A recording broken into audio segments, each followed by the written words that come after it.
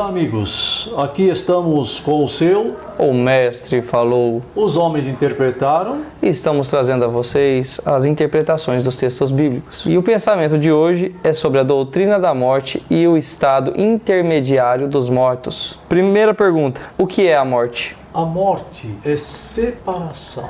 Nós vamos observar que a Bíblia fala de duas mortes. A primeira é a morte do corpo físico, ou seja, separação do corpo dos viventes no mundo físico. A segunda morte é a separação eterna da vida, ou seja, da pessoa divina.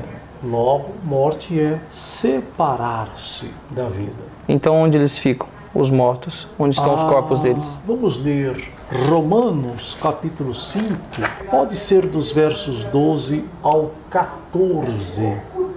O pecado entrou no mundo por meio de um só homem, e o seu pecado trouxe consigo a morte. Como resultado, a morte se espalhou por toda a raça humana, porque todos pecaram. Antes da lei ser dada, já existia o pecado no mundo, porém não existe lei. Deus não leva em conta o pecado. Observem que o pecado é que gera a morte. Então, todos nós ficamos sobre o domínio da morte. E não há um ser humano que não deva passar por ela, excetuando-se aqueles que participarão do arrebatamento e daqueles que nós temos notícias através da Bíblia que foram arrebatados. E o senhor lembra quem são? Enoque, Elias. Isso, exato. Só os dois, né? Exato.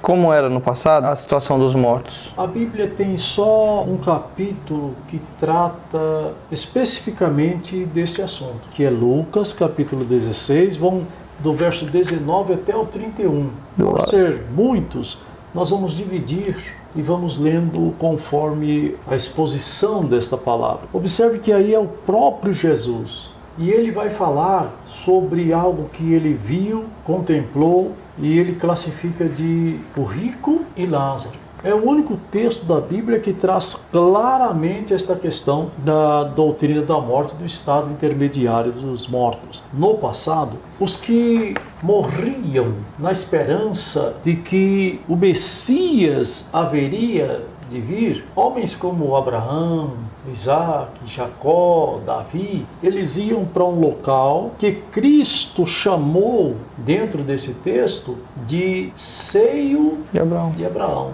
Lucas capítulo 16, verso 23. Ele sofria muito no mundo dos mortos. Quando olhou, viu lá longe Abraão e Lázaro ao lado dele. Observou? Então era um local onde Cristo deu o nome de seio de Abraão. Por quê? No Antigo Testamento não há de se falar de salvação, e sim de livramento. Porque na realidade, não obstante estas pessoas que dormiam na esperança de que o Messias, o Salvador, haveria de vir, eles ainda estavam sob o domínio da morte. Então não estavam salvos, eles estavam livres de tormentos e sofrimentos precoces ou que precedessem ainda o julgamento. Mas eles estavam sob o domínio da morte. Por quê? Segundo a descrição que Cristo faz em Lucas capítulo 16, ele mostra aí nos versos 22 e 23 que havia o Hades e o seio de Abraão.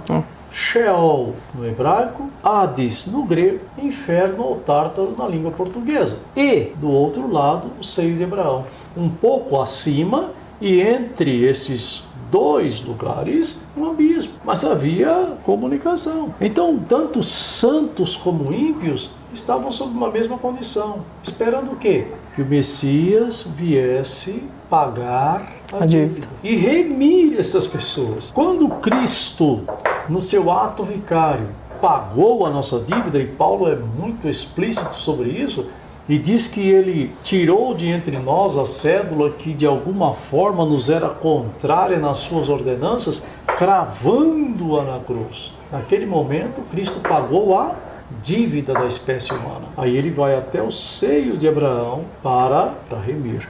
Então, no passado, eles estavam em lugares próximos, não obstante entendermos que é um estado e não um ponto geográfico. Os ímpios já estavam sofrendo, mas os justos já estavam em paz. E agora e no futuro, para onde vão as pessoas? Bom, imagine assim, André. Quando Cristo foi, e Pedro vai dizer que ele pregou aos espíritos em prisão, e algumas pessoas chegam ao cúmulo de dizer, Cristo foi pregar no inferno. Não, ele nunca foi ao inferno. Ele foi até o seio de Abraão. É que de lá do Sheol, lá do inferno, lá do Hades, dava para ver quem estava no Sheol. E lembra-se que ele disse para o malfeitor que estava à sua direita na cruz, hoje estarás comigo no Paraíso. paraíso, que era um outro local. Ele foi lá, e Paulo explica isso quando ele fala aos Efésios, no capítulo 4, a partir do verso 8, ele diz, quem é aquele que subiu? Senão que desceu. Senão que antes tenha descido, e desceu às partes mais profundas, levou cativo em cativeiro e deu dons aos homens. Ou seja, quando Cristo expirou na cruz do Calvário, ele vai até o seio de Abraão, explica para alguém que questionou de lá do Sheol, ou pediu a ele alguma coisa, ele explicou o porquê fazer ou porquê não fazer, e é aí que Pedro transmite dizendo que ele pregou aos espíritos em prisão e tal. Dali, ele retoma todas aquelas pessoas e os leva para um local que ele chama de paraíso. E estão, então, no presente, no paraíso. E lá, eles aguardam ainda de forma incorpórea.